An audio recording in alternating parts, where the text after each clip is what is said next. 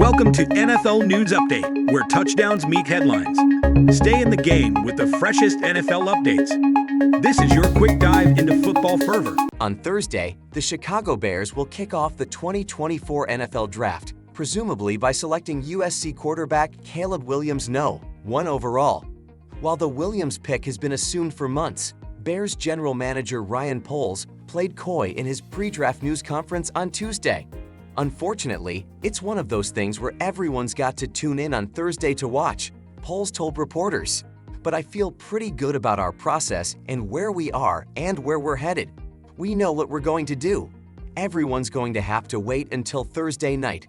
Williams was the only quarterback the Bears brought to Hillis Hall for a top 30 visit, and it was also the only pre-draft visit the quarterback took.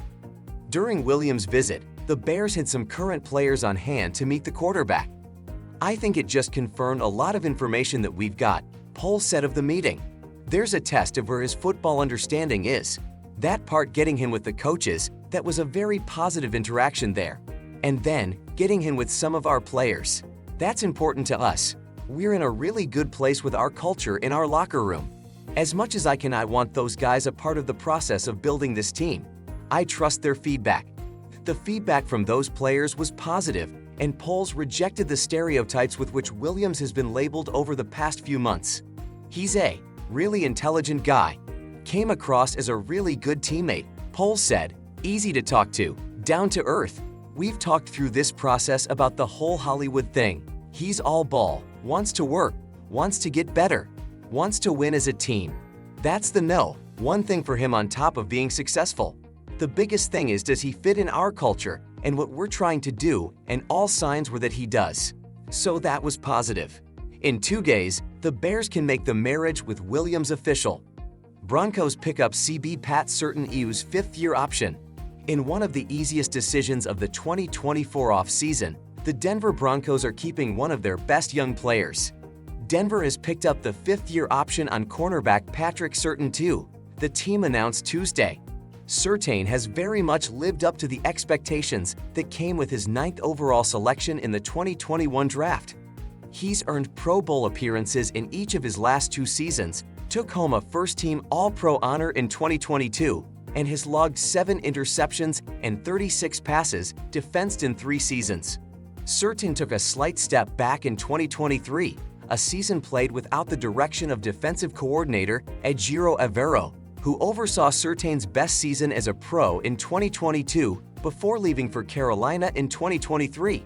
Largely, though, Surtain is considered to be among the game's most promising young corners, and with Denver entering a rebuilding period, it's crucial to keep young standouts like Surtain on the roster.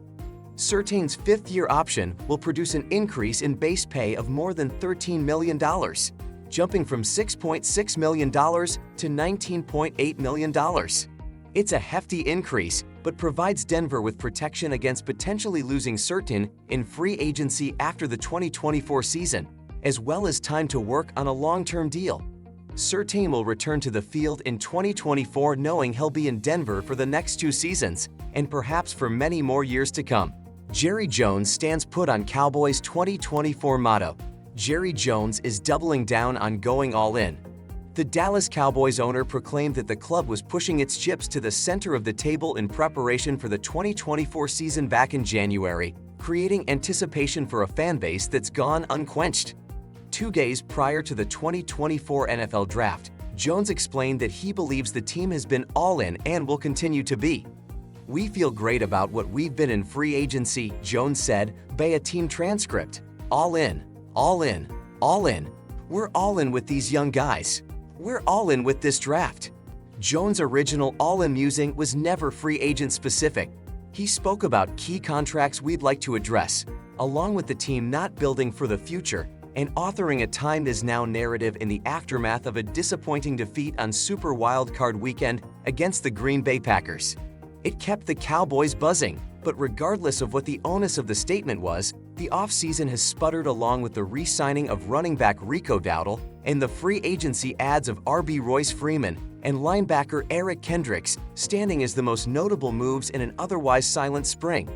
Meanwhile, Contract extensions talks with Dak Prescott have been non-existent, and long-term pacts with CeeDee Lamb and Micah Parsons have yet to be worked out.